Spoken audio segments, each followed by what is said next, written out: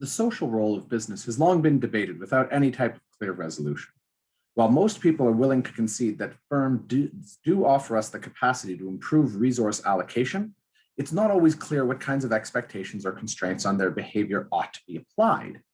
For instance, during the period of English monopolies, ranging from about the 1200s till about 1688, such economic privileges were often acquired in exchange for support of the state during times of crisis. For instance, monopolies were often required or expected to provide such resources as ships, men, money, and information whenever the state found itself at war. For instance, looking at an early example, the Company of Merchants of the Staple of London received a monopoly on all wool exports from England in exchange for their support of the English government during the 100 Years' War. And as another example of this, on the right side here, we can see a plaque that appears on the side of a somewhat unobtrusive pump to be found immediately adjacent to the Royal Exchange in London, England's financial district. This was created during a cholera outbreak in the city, largely as a form of social responsibility by a variety of prominent corporations of the day. As the plaque on the pump itself indicates, the well was discovered and enlarged, or mucked and enlarged, and this pump was erected in the year 1799 by contributions of the Bank of England, which is found literally 100 meters from the pump, and the East India Company, the neighboring fire offices, who probably found access to water in the heart of a city to be quite useful, and together with the bankers and traders of the ward of Cornhill. Effectively, in order to maintain the acceptance of the public and attitude towards the privileges that these firms enjoyed, they were expected to contribute to help to us defray some of the public's own costs and needs. And this seemed to be the trade-off that many people recognize, that in exchange for things like monopoly rights, firms were expected to provide resources to the state who was providing them with these rights. Now, recognizing these advantages, some of these early monopolists engaged in significant philanthropy with their newfound riches. In particular, Sir Thomas Smith, who served as the director of 7 different English trading companies, including acting as the first governor of the British East India Company, established significant charities, giving away an enormous amount of the wealth that they earned as a result of their commercial activities. Sir Thomas Smith's charities, in fact, still exist today, roughly 400 years later, administered by the Skinner's Company, of which he was associated from relatively early on. Now,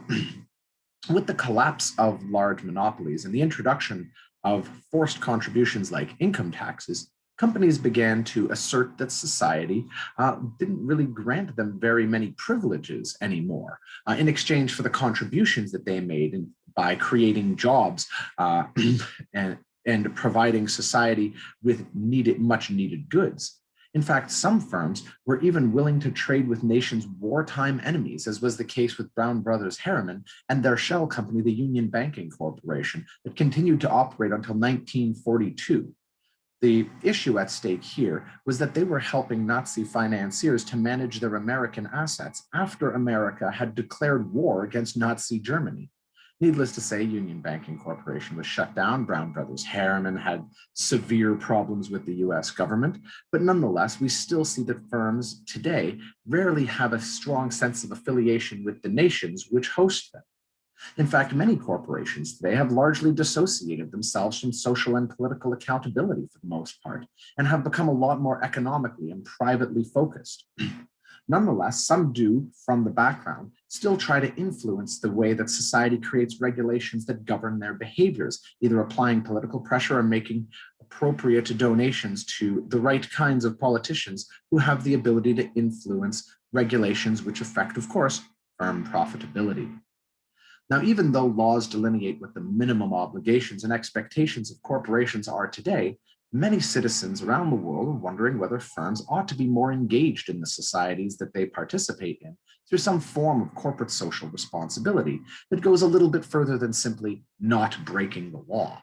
And this requires us to start to consider what it is that we should want our corporations to be pursuing. Do we want our corporations to simply pursue profit, as was recommended by economist Milton Friedman in a famous interview with Time magazine in 1970?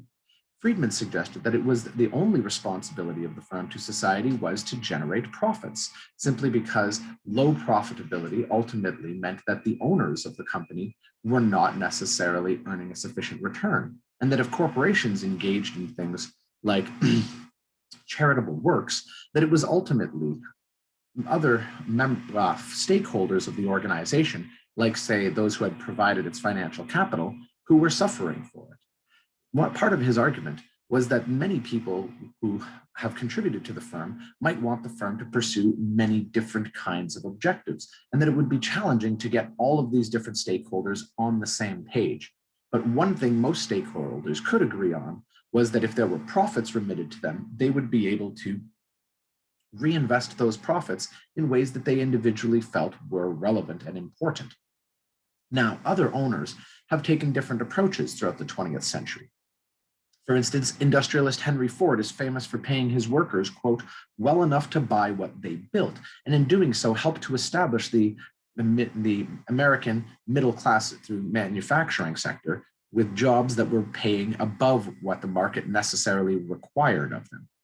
Similarly, in East Asia, we see many Chinese state-owned enterprises in the later half of the 20th century offering to provide lifetime employment in order to promote social stability, what was once colloquially known as the Iron Rice Bowl. In a more modern take, Danone, a French food company, released new water bottles for their popular brand of water Evian just last year, which made entirely of 100% recycled plastic, despite the fact that they cost more to make. So in this sense, we do see people using firms to accomplish broader objectives, things like poverty reduction, social stability, and maybe even environmental stewardship. And they clearly feel that firms are an appropriate vehicle for different kinds of social objectives as opposed to a purely profit motivation. Now, how should we set the objectives for a corporation is the next issue we'll be discussing when we start to consider different kinds of stakeholders of organizations and what it is that they want from their firms.